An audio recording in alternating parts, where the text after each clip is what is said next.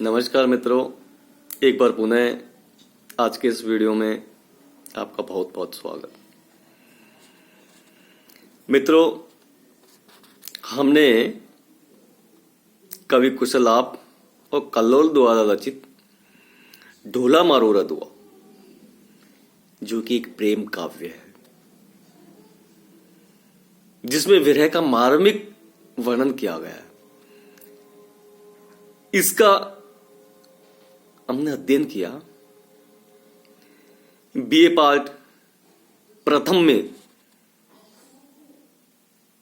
संकलित उसके पाठ्यक्रम में सम्मिलित किए गए अंश का हमने विस्तार के साथ व्याख्यात्मक अध्ययन किया। अब हम इसके समीक्षात्मक अध्ययन करेंगे। इस काव्य का उद्देश्य क्या है, इसका संदेश क्या है, इस काव्य के माध्यम से रचनाकार क्या संदेश देना चाहता है, क्या बताना चाहता है, क्या इस काव्य में लोक जीवन की अभिव्यक्ति हुई, ये काव्य किस प्रकार प्रेम और विरह की मार्मिक अभिव्यंजना करता है,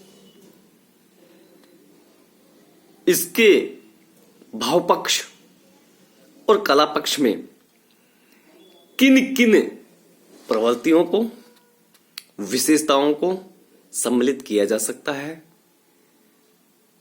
उनका अध्ययन करेंगे, उनकी समीक्षा करेंगे। सबसे पहले अगर हम देखते हैं, हम अध्ययन करते हैं ढोला मारोरा दुआ काव्य में वियोग श्रृंगार की अभिव्यक्ति, तो हम ये कह सकते हैं कि ढोला मारोरा दुआ एक प्रेमाख्यान है। प्रेमाख्यान क्या होता है? वह काव्य जिसमें प्रेम की अभिव्यंजना की गई है, प्रेम का मार्मिक चित्रण किया गया है, प्रेम अंतर्मन की वह भावना है, वह गूढ़ वृत्ति है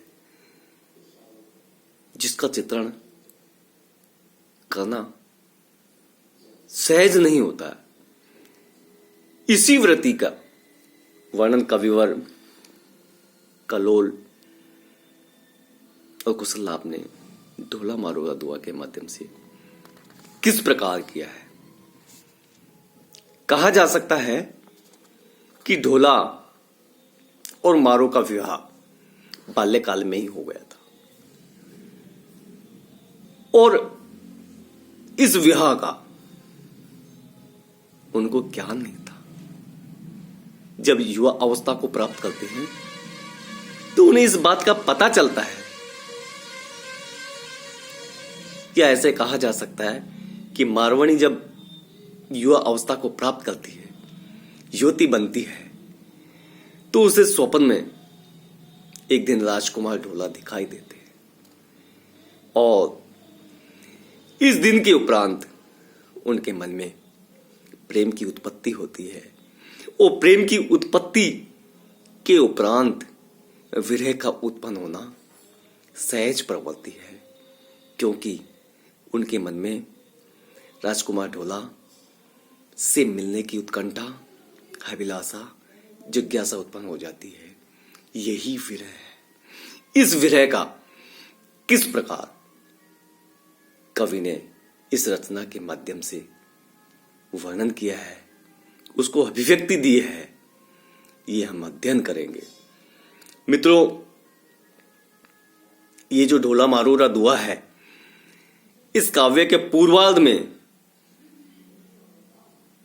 मारवाणी के विरह का मार्मिक चित्रण हुआ है तथा उत्तरार्ध में पहले तो ढोला के विरह का और उसके पश्चात मालवणी, क्योंकि ढोला ने जब युवा बनते हैं, युवक होते हैं, यौवन अवस्था को प्राप्त करते हैं, तो मालवणी नामक दूसरी राजकुमारी से भी विवाह कर लिया था। उसके विवाह का, उसके विरह का वर्णन किया गया है। इस तरह इन तीनों के विरह के वर्णन का हम आदोपांत जब अध्ययन करते हैं तो निश्चित रूप से इस निष्कर्ष को प्राप्त करेंगे कि ढोला मारू एक वियोग काव्य है, एक विप्रलंब श्रृंगार की रचना है। मित्रों, इस श्रृंगार रस के दो पक्ष होते हैं, संयोग श्रृंगार और वियोग श्रृंगार। साथियों, संयोग श्रृंगार वहां होता है जहां पर नायक नायिका एक साथ रह करके जीवन यापन करते हैं, प्रेम की विविध क्रीड़ाएं करते हैं, प्रेमालाप करते हैं, वार्तालाप करते हैं,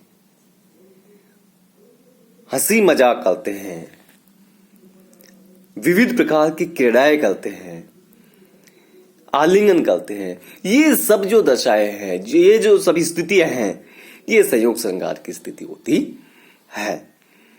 परंतु ढोला मारू रा दुआ एक वियोग श्रृंगार में लिखी हुई रचना है। इसलिए हम इस बात पर जोर देंगे कि वियोग की किन किन अवस्थाओं का, किन किन दशाओं का यहां निरूपण किया है। तो सबसे पहले यह जानना आवश्यक हो जाता है कि वियोग श्रृंगार के कितने भेद होते हैं। मित्रों, वियोग श्रृंगार के 4 भेद होते हैं।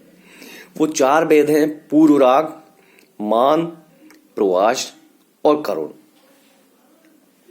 ढोला मारू रा दुआ का हम अध्ययन करते हैं तो इस निष्कर्ष पर पहुंचते हैं कि चारों ही भेदों का, चारों ही अवस्थाओं का ढोला मारू रा दुआ में पूर्ण रूप से निरूपण हुआ है और उसकी मार्मिक अभिव्यंजना की गई है, उसका मार्मिक चित्रण किया है, मार्मिक अभिव्यक्ति की गई है। इसके अलावा हम वियोग की चर्चा करते हैं तो वियोग श्रृंगार में 10 दशाएं होती हैं। किस प्रकार विरही नायक नायिका अपने प्रेमी के प्रति आकुल होते हैं, व्याकुल होते हैं, किस प्रकार उनके मन में उसके प्रति अभिलाषा है, चिंता है, स्मृति है, उसके गुण कथन किस प्रकार उसे व्यथित करते हैं और वो उद्वेग की अवस्था में पहुंचने पर किस प्रकार वो प्रलाप करता है, किस प्रकार उन्माद में पहुंच जाता है और एक स्थिति ऐसी आती है कि जड़ता से होते हुए मरण की स्थिति तक पहुंच जाते हैं। तो ये वियोग की जो 10 दशाएं हैं ये महत्वपूर्ण होती है। अब हम ढोला मारू रा दुआ में वियोग की चर्चा करें तो मित्रों, इनमें 3 व्यक्तियों का वियोग वर्णित किया गया है। सबसे पहले हम चर्चा करते हैं मारवणी का विरह, इसके उपरांत हम करेंगे ढोला का विरह और फिर करते हैं मालवणी का विरह। सर्वप्रथम हम मारवणी की विरह व्यथा का चित्रण करते हैं, क्योंकि सबसे पहले इसी का चित्रण किया गया है। बाल्यकाल में ही ढोला का और मालवणी का विवाह हो जाता है, लेकिन जैसे ही मालवणी यौन में कदम रखती हैं, चंचलता और उत्सुकता का आगमन उनके स्वभाव में हो जाता है। एक दिन उसे स्वप्न में, या ऐसे कहा जा सकता है एक रात उन्हें स्वप्न में राजकुमार ढोला दिखाई देते हैं। तब वह प्रिय वियोग के कारण निश्वास भरने लगती है और उनसे मिलने के लिए बड़ी आतुर हो जाती है, बेचैन हो जाती है, लालायित होती है। मारवणी प्रियतम के वियोग में निरंतर आंसू बहाने लगती है और उनकी इस स्थिति को देख करके उनकी जो सखियां हैं उनसे कहती हैं कि जब तूने प्रियतम को देखा ही नहीं तो तेरा उससे प्रेम कैसे हो सकता है। उनकी इस प्रश्न को, उनकी इस बात को सुनकर के मारवणी उन्हें बड़ा सटीक उत्तर देती है क्या उत्तर देती है मित्रों?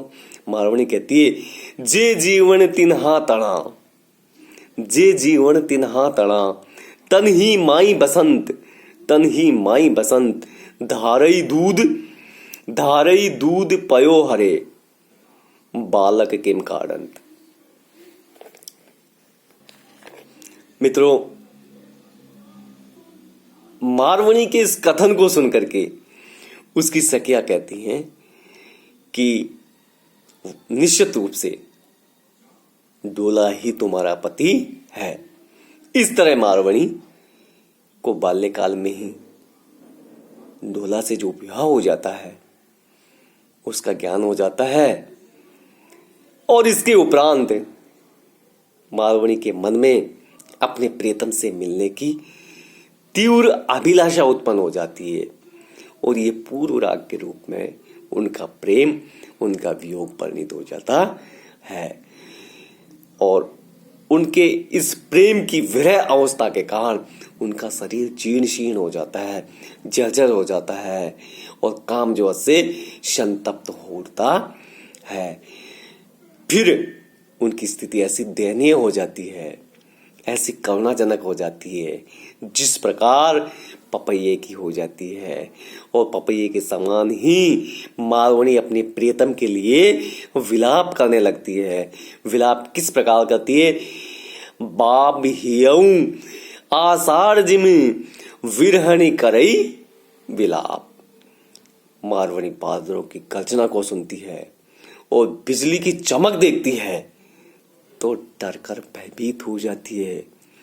उनकी विरह की अवस्था देख करके हर कोई बड़े ही दयावान स्थिति से, या यूं कहा जा सकता है बड़ी ही करुणाजनक स्थिति से उसे देखते हैं। विरह व्यथा के कारण मारवणी को दिन रात नींद नहीं आती है। विरह के कारण उन्हें कहीं भी तनिक चैन नहीं मिलता है, और अपना संदेश पथिकों के माध्यम से अपने प्रियतम के पास पहुंचाने की चेष्टा करती है, अभिलाषा करती है, कोशिश करती है, और वो अपना संदेश को भेजना चाहती है। अगर हम उनकी वियोग की दशाओं का अध्ययन करते हैं तो दो चार दशाओं को मैं यहाँ गिना रहा हूं। अभिलाषा है, चिंता है, स्मृति है, गुण कथन है, उद्वेग है, प्रलाप है, जड़ता है, मरण है। तो आप ले लीजिए स्मृति। अपने प्रियतम की स्मृति में कहते हैं, जब सोऊं त जगा वही, जब जागू तब जाई, मारू डोलो संबरई, इन परिरहण बिहाई। इसी प्रकार वो चिंता करती हुई कहती हैं कि रात जूसा रस कुलिया, गूंजे रहे सब ताल, जिनको जोड़ी बिछड़ी, तिनका कवन हवाल। इसी प्रकार उनके मन में ढोला से मिलने की अभिलाषा उत्पन्न होती है, और वो कहती हैं, आडा डोंगर दूर घनी, बने न जाने बत, सज्जन संदेश कारणई, हियऊ हिलू से नित्य। इसी प्रकार उन्माद की अवस्था में जब पहुंच जाती हैं तो क्या कहती है मारवणी? मारवणी कहती हैं, चौदिस दामनी सगन घन, पीऊ तजी तिरनार तिरवार, मारू मर चातक भये, पीऊ पीऊ करत पुकार। ये किस प्रकार उनकी उन्माद की अवस्था है। इससे हमें ज्ञात होता है कि वियोग में मारवणी की स्थिति बड़ी करुणाजनक हो जाती है। ना उन्हें नींद आती है, ना उन्हें चैन आता है, और अपने प्रियतम के प्रति अभिलाषा और मिलने की उत्कंठ कामना, उत्कंठ जिज्ञासा, अभिलाषा उनके मन में जागृत हो जाती है, और अपने संदेश को पथिक के माध्यम से, ड्योढ़ी के माध्यम से वो अनेक प्रकार से भेजने की चेष्टा करती है कि उनकी स्थिति वियोग के कारण उनके शरीर की, उनके मन की स्थिति विकट हो गई है, भयंकर हो गई है, जर्जर हो गई है। इसलिए हे प्रियतम, आप आइए और उस संताप को दूर कीजिए, उस विरह के कारण उत्पन्न दुख का निवारण कीजिए। तो हम देख सकते हैं कि ढोला मारू रे दुआ में वियोग का बड़ा ही मार्मिक चित्रण किया गया है। मित्रों, अगले वीडियो में हम ढोला का और मालवणी के विरह का वर्णन करेंगे।